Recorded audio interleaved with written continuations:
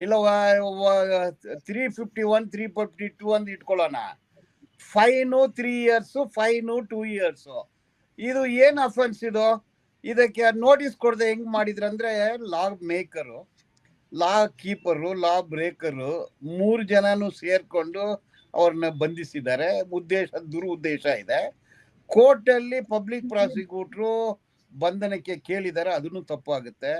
ಇವರು ಪರ ವಕೀಲರು ಯಾರಿದ್ರು ಗೊತ್ತಿಲ್ಲ, ಸ್ಟ್ರಾಂಗ್ ಆಗಿ ಅಲ್ಲಿ ಅವ್ರನ್ನ ಡಿಫೆಂಡ್ ಮಾಡಿದ್ರೆ ಕಾನೂನಿಗೆ ವಿರೋಧ ಇದೆ, ಅವ್ರನ್ನ ಬಂಧಿಸಿದ್ದೇ ತಪ್ಪು. ಇದೇ ಇದರಲ್ಲಿ ಈ ಯಾವುದೋ ತಾವು ಹೇಳಿದ್ರಲ್ಲ, ಈ ಕಲ್ಲಡ್ಕ ಪ್ರಭಾಕರು ಮುಸ್ಲಿಂ ಮಹಿಳೆಯರಿಗೆ ಒಂದೊಂದು ದಿವಸಕ್ಕೆ ಒಂದೊಂದು ಗಂಡಂದ್ರು, ಪ್ರತಿ ಒಂದ್ ದಿವಸ ಮುಸ್ಲಿಂ ಮಹಿಳೆಯರು ಒಬ್ಬನೊಬ್ಬನ ಹತ್ರ ಮಲಗ್ತಾರೆ, ಪರ್ಮನೆಂಟ್ ಗಂಡನ್ನ ಕೊಟ್ಟಿದ್ದು ಮೋದಿ ಅಂದೆಲ್ಲ ಹೇಳಿದ್ರು. ಕೇಸ್ ಹಾಕಿದ ತಕ್ಷಣ ಹೈಕೋರ್ಟ್ ಅಲ್ಲಿ ಸ್ಟೇ. ಇದೇ ಸತೀಶ್ ಪೂಂಜಾ, ಯಾರು ಹರೀಶ್ ಪೂಂಜಾ ಬೇರಿಗಳು ಕಂತ್ರಿಗಳು ಅವ್ರ ದೇಶ ಬಿಟ್ಟು ಓಡಿಸ್ಬೇಕು. ಈಗ ಅವರು 1200 ಕುಟುಂಬ ಇದೆ, ನಾಳೆ ಅದು 10,000 ಆಗುತ್ತೆ, ಊರ್ ಒಳಗಡೆ ಸೇರ್ಸ್ಬಾರ್ದಂದು ಮಾಡಿದ್ರು. ಹೈಕೋರ್ಟ್ ಅಲ್ಲಿ ಬಂದ ತಕ್ಷಣ ಬೆಳಗ್ಗೆ FIR, ಮಧ್ಯಾಹ್ನ ಸ್ಟೇ ಸಿಕ್ತು.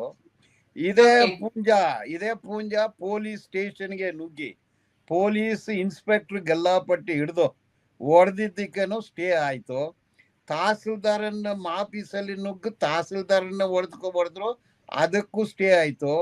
ಒಬ್ಬ ಯಾರೋ ಎಕ್ಸ್ಪ್ಲೋಸಿವ್ಸ್ ಅನ್ನ ಸ್ಮಗಲ್ ಮಾಡೋನು, ಅವನು ಸ್ಟೇಷನ್ಗೆ ಹೋದ್ರೆ ಅವನ್ನ ಗೆಲಟ ಮಾಡಿ ಹಿಂದುತ್ವ ಅಂದು ಹೊರಗೆ ಕರ್ಕೊಂಡ್ ಬಂದಿದ್ದಾರೆ.